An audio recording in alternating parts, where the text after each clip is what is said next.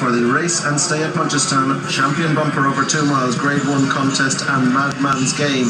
And yesterday's winning bumper jockey Declan Lavery goes forward from in second on the near side. American Mike, Jamie Codd, Sander Cleggan just taking that spot under Barry O'Neill. They're being followed back and forward by Seabank Bistro and Charlie Mullins. Just behind them is Facile Vega, Patrick Mullins aboard Vina DeVito, and Derek O'Connor, who won this race last year in Kilcrod, is next.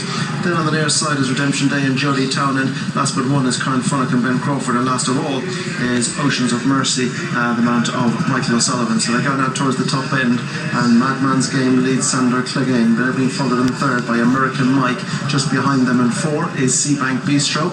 Facile Vega sits 5. Vina DeVito towards the inside, racing quite keenly through the early part of the race. Redemption Day on this one's outside as they turn now to make their way away from the stands. Karen Funnock is last but one, and last of all is Ocean of Mercy. Now they turn to make their way away from the stands, and Madman's Game setting a good strong pace here. The Sun of Blue Brazil leads from Sander Cleggan in second, the Fame and Glory. Behind them in third towards the outside is the Mauer, American Mike. Just behind these is Seabank Bistro.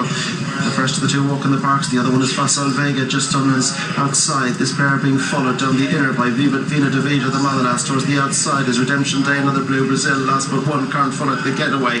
And last of all, Ocean of Mercy, the Ask. So they make their way now downhill and on the turn that'll bring them along the back straight. Madman's Game leads Sander Cleggan. Just behind them, American Mike, who was second in the Cheltenham bumper. Only two of these didn't contest the Cheltenham bumper, and one of them upsides in front. That's Sander Cleggan. The other one is Karen Funnock, who was third last time at the Dublin Racing Festival. They're beginning to race up front now. Madman's Game and Sander Cleggan on the outside are forcing it. American Mike races in isolation in third. Keeping an eye on them back and forth is Facile Vega, with on his inside Seabank Bistro. Vina DeVito is just in behind it. Behind Vina DeVito goes Redemption Day. Karen Funnock is next. Break to Ocean of Mercy as they race now along the far side of the track, and out in front Madman's Game with Sander Cleggan keeping him honest on the outside. American Mike races 3. Just behind them is Facile Vega in company with Seabank Bistro. The one on the wide left is Karen Funnock, the mount of Ben Crawford, as Redemption Day tracks towards the outside of Facile Vega. Vina DeVito is just in behind them, but as they race now towards the 6 furlong pole, Madman's Game leads from Sander Cleggan racing in second. American Mike is back in third. Lisa O'Neill, you've ridden plenty of bumpers. Which one could I parachute you onto here? Well, Richard, they've gone a really nice gallop early doors, and that really suits American Mike in the red hat with the white body and the green chevrons. But with a target on American Mike's back is Facile Vega and Patrick Mullins not too far behind him. It'll be interesting to see how it unfolds, but Jody Townend in the green sleeves is also on Patrick's outside. Isn't she always, as they make their way now on towards the half-mile pole, and it's Madman's Game, Sander Cleggan, and American Mike gets there strongly. Couple of lengths break to Facile Vega with Redemption Day right there on the outside.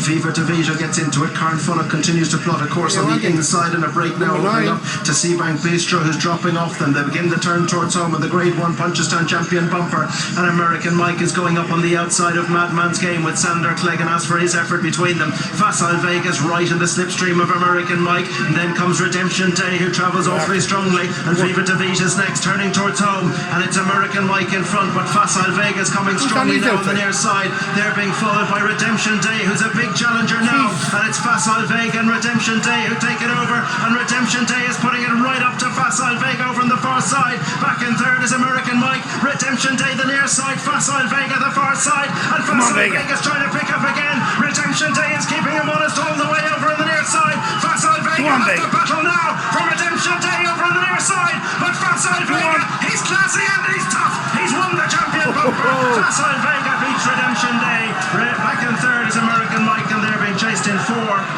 by Vina DeVito a long way back. Then came Madman's Game, Seabank Bistro, Sander Cleggan is next, and they were followed in by Karen Funnock and Ocean of Mercy. But it goes the way of the favourite, Facile Vega, the son of Walk in the Park, out of the great Vega, owned and bred by the Hammer and Trowel Syndicate. We knew from Leopardstown, we knew from Cheltenham he was classy. Now we know he's tough.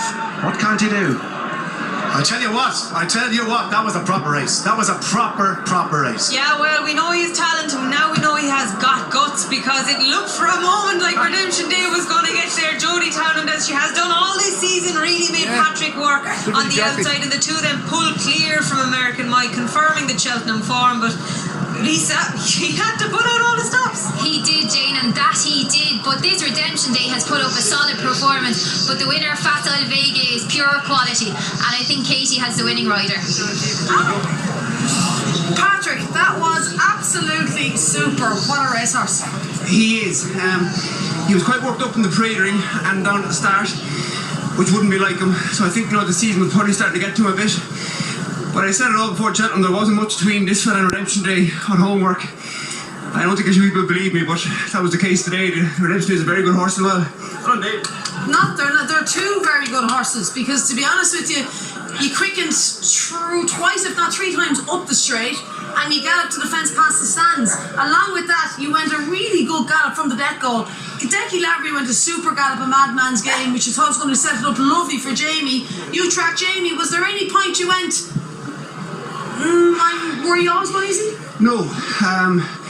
Turning out of back straight, I'm thinking to myself, you're a bit flat. And I wanted to hold on to him as long as I could. And I'd love if I'd had the balls to let Jody go past me. And I didn't even want to get involved as early as we did. I was happy I'd beat American Mike for gears. But I thought that Redemption might be a little bit quicker than me. But he was flat today and he still won. And when did you feel that Jody was there?